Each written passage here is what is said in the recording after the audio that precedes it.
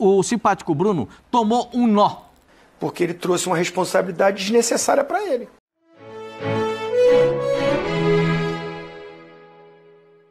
Assunto igualmente interessante para o futebol brasileiro. O Bruno Lage, o Pascoal já tinha matado a charada. O Bruno Lage colocou o cargo à disposição depois do jogo contra o Flamengo no Newton Santos. Caiu a invencibilidade, tinha sido eliminado. E aí agora ele deu uma outra entrevista explicando por quê, Pascoal. Mas você já sabia, eu vou chamar o Bruno Lage só por uma questão de educação para deixar o homem se explicar. Solta aí a tela. Tudo. Olha aí, Pascoalzinho, consciência tranquila, porque senti que naquele momento era aquilo que precisava fazer. E foi bom, acabou por dar resultado, porque toda a pressão foi em mim. Podíamos ter falado nesse jogo sobre várias coisas, mas não se falou. Não se falou porque... continua lá. Aí, ó. Não se falou tanto no VAR, não se falou tanto na exibição coletiva do time, não se falou tanto que mesmo durante o meu período em vários jogos, o Lucas Perry acabou por salvar o gol vazio e contra o Flamengo isso não aconteceu. Agora vocês fiquem à vontade, porque o Pascoal já tinha falado, isso aí é para tirar o foco, a cortininha de fumaça tá pendurada ali. Não, isso é aquela frase daquele amigo nosso... tudo combinado para dar renda. Não tem como... O treinador de futebol, ele viu que ele pegou... ele tomou um nó. Ele tomou um baile. Quando o Flamengo bota o volante de zagueiro... O Pulgar vai jogar de zagueiro, arrebentou com o time do Botafogo. Pior ainda, ele escala uma ala direita... Que morreu na mão do Bruno Henrique. O Bruno Henrique trucidou o lado direito. Eu falei aqui, o lateral direito... JP e o Segovinha. O JP, ele teve pesadelo. Teve pesadelo com o Bruno Henrique. Cada vez que ele viu o Bruno Henrique, ele tinha soluço. Ele assim, Cada vez que ele viu o Bruno Henrique passar na frente dele, tinha um soluço. Tem isso? Opa, se tem. Ele ficou desesperado, ele não sabia o que fazer. O simpático Bruno tomou um nó. Ele montou um lado direito, porque eu vou apoiar, porque o lado esquerdo... Sabe, a teoria é muito bonita, mas na prática era Bruno Henrique que estava ali, meu senhor. Era Bruno Henrique. E aí ele vai para a entrevista coletiva, viu o tamanho do problema que aconteceu, o que ele fez? Vou chamar para mim. Pedir demissão, vou entregar o cargo, vou embora. Não tinha nada disso. Conversa para boi dormir. Sabe a conversa de esperar trem? Igual fala no interior, você conversa de esperar trem? Conversa pra boi dormir. Sabe como é que conversa pra boi dormir? Você fica falando e o boi vai dormindo, vai dormindo. Você vai falando, o boi vai dormindo, até o boi dormir. Então, você fica falando, aí o boi uma hora vai dormir. Então é conversa pra boi dormir, conversa que não leva a nada. Mas na hora a gente levou, foi um susto, né? Queria desviar o foco. Sabe quem é mestre nisso? Abel Ferreira. Não. Vanderlei Luxemburgo. O mestre de desviar o foco, de tirar para... Tá aqui o que trabalhou com ele. Nossa, que dá... Tinha jogo que o Palmeiras não funcionava, mas geralmente funcionava, tem dia que não. Mas o dia que não, ele, entendeu? Já dava aquela ajeitada, entendeu? Mudava o foco totalmente, tirava a culpa dos jogadores, botava tudo em cima dele, ou tirava a culpa dos jogadores, botava tudo no juiz, botava a culpa na torcida, botava a culpa no bandeirinha, brigava com o repórter, sempre tinha um motivo. Por que eles fazem isso? Para desviar o foco do acontecimento, para desviar o problema. O Vanderlei deu aquela entrevista catastrófica depois do jogo na Argentina. Eu não sei se foi pior o jogo ou se foi a entrevista do Vanderlei Luxemburgo. Acho até que a entrevista foi pior. Por quê? Porque o jogo foi como diria em Lisboa, foi um horror. O Corinthians tomou 4 bolas na trave durante o jogo e 2 nos pênaltis.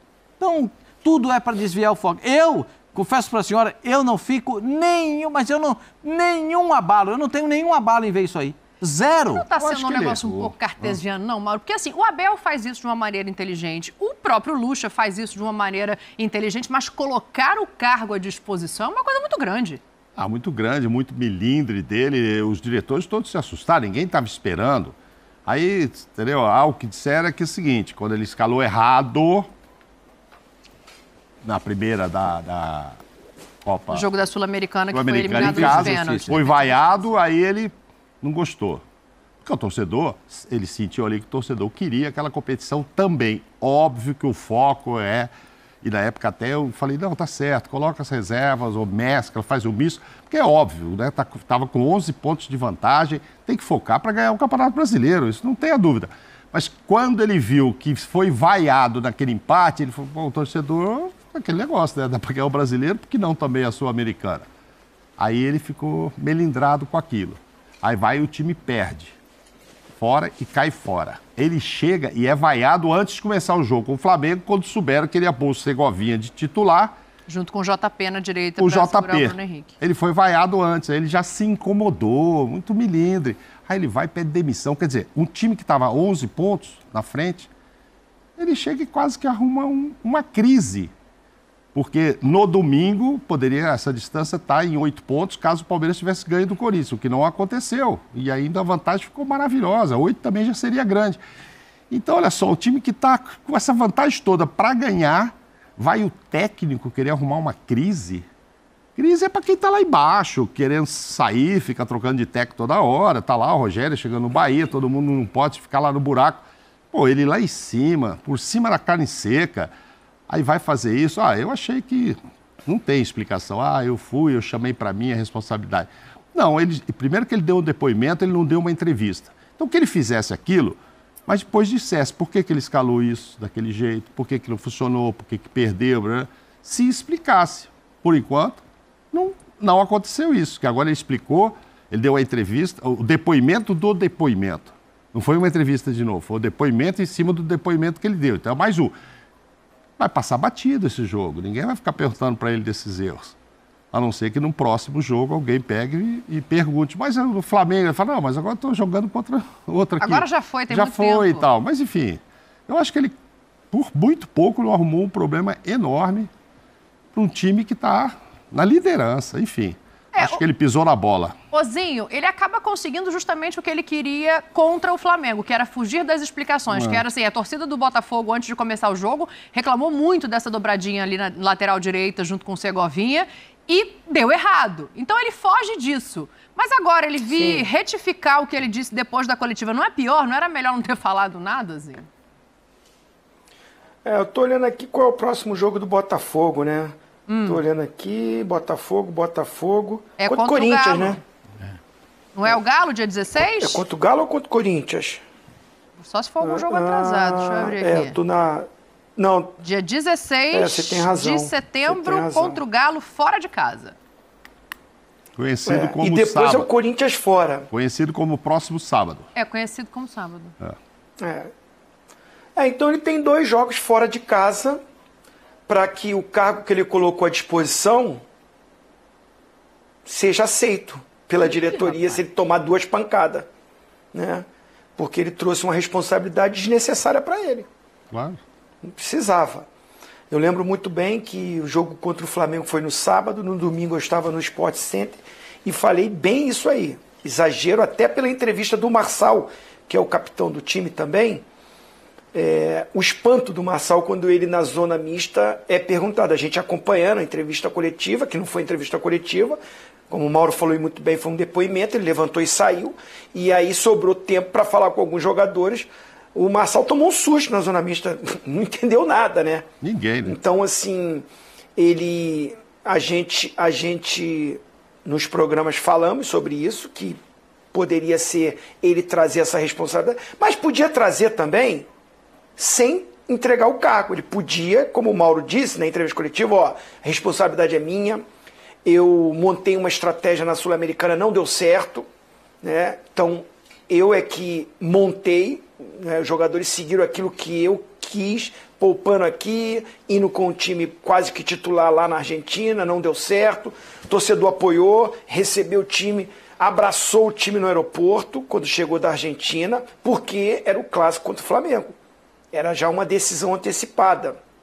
Tem a rivalidade. Você sabe muito bem disso, né, Dani, aqui no Rio de Janeiro. Opa. Como é Botafogo e Flamengo, né? Então, o torcedor abraçou muito o time ali, e até o Laje também, porque era o clássico no sábado.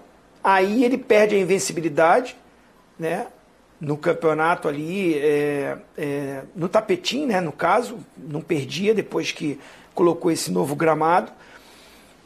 Eu não concordo muito com o que o Pascoal falou, que foi um nó tático, não. Eu acho que o jogo foi equilibrado. O jogo foi equilibrado. Motivo, exatamente. Não foi um atropelo. Exatamente, não foi esse atropelo. Não foi um atropelo do Flamengo. Não precisava estar não com vergonha. Foi um jogo bem parelho, bem igual.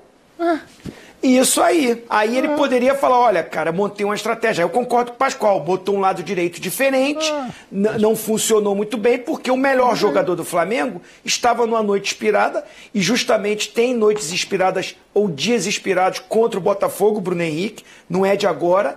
Não fez um grande jogo, individualmente sobressaiu, venceu o duelo pelo lado esquerdo do Flamengo, lado direito do Botafogo, mas num jogo que foi lá e cá.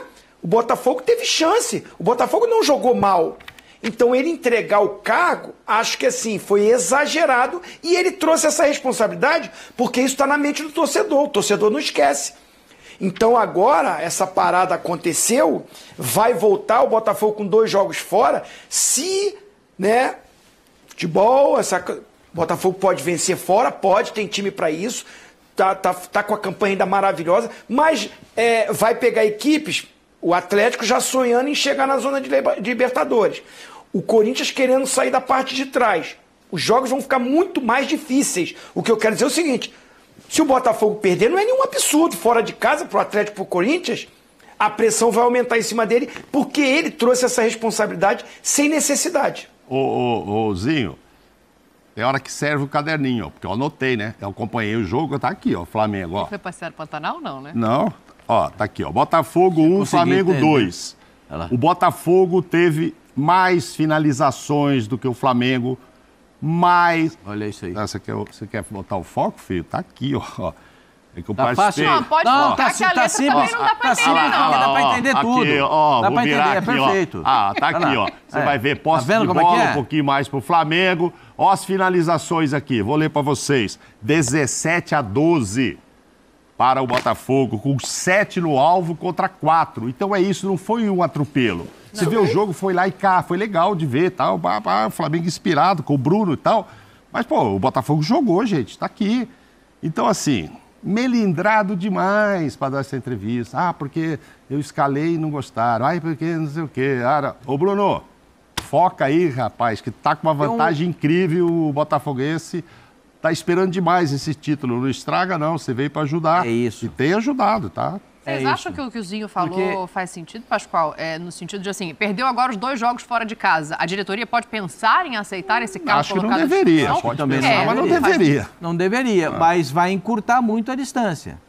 Quando ele Se os outros ganharem, né? Se os outros ganharem outros também também. precisam ganhar, O Palmeiras só fala também fez dele uma perder. força para não ganhar. O jogo do Corinthians com o Palmeiras fez uma força para não ganhar, hein? Opa!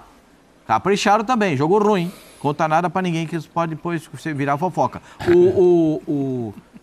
Só pra dizer uma coisa, teve um comentarista amigo nosso aqui no programa, que jogou Copa do Mundo, ele ganhou Copa do Mundo, não sei se você sabe disso. Ele tá trabalhando hoje? Tá trabalhando hoje. Se por um acaso ele tá trabalhando hoje, eu não gosto de falar, eu não falo o Fica no nome. ar-condicionado. A camisa dele da Seleção Brasileira, quando ele foi campeão do mundo, era 9. Não sei se vocês se lembram Ele disso. foi dar 11 pro Romário. Emprestou a 11 pro Romário. Muito generoso esse Zinho. Tô Aí, até aqui É um com que fica no camarote hoje. terno da Copa. Tá. Ele falou assim, se ele chegar e não atrapalhar, já é uma grande coisa, hein? Mas parece que ele tá fazendo questão de atrapalhar, hein? Não, mas ele não tava, né? Tava ganhando. E outra, não tem nada de absurdo, gente. Ele perdeu pro Flamengo 2-1. Não foi nenhum atropelo, isso. Mas é clássico, uma hora ia perde acontecer. pro gigante como o Flamengo. Mas peraí, Primeira vai ganhar derrota em todas casa, também? Vai ganhar toda hora? Não é vinha assim, de um pô. monte de protesto da torcida. Eliminação e mata-mata e queda. A torcida só Invencibilidade. recepcionou os caras daquele jeito Sim. na volta. Claro, porque tinha o Flamengo pela Porque frente. era o Flamengo no domingo jogando no Newton Santos. Sim. Fato. Aí os caras falaram, vamos dar um... Porque é Flamengo, gente. Ele não jogou contra o Bala Mistura, que é meu time lá da Várzea. Jogou contra o Flamengo. É. E aí, contra o Flamengo, os caras tinham que ter entrado diferente. Agora o JP, ele pode escolher o JP como titular do time do Botafogo. Pode escolher, ele é o técnico, ele escolhe quem vai ser o lateral direito. Ele pode escolher o Segovinha para ser o ponta pela direita. Pode, porque o Segovinha é muito talentoso. Sim. Jogador com muita qualidade. Mas eles estão procurando o Bruno Henrique até agora. Eles não acharam o Bruno Henrique. Ou se ele quis atacar com o Segovinha para entrar em diagonal, para pegar a bola em velocidade, nas costas do lateral esquerdo do Flamengo, ele não encontrou, não teve essa jogada, eu não vi. E o JP, repara no gol do Bruno Henrique, ele dá um passo para cá, o JP vai para lá. Aí ele fez outra mudança também, né, Pascoal? Ele também tirou o Tietê do time. Também tirou. Tietê entrosadinho ali com o Marlon. Sabe? Assim, passa pelas opções dele. Não, passa pela mão dele. Aquilo que eu tava falando que ele não...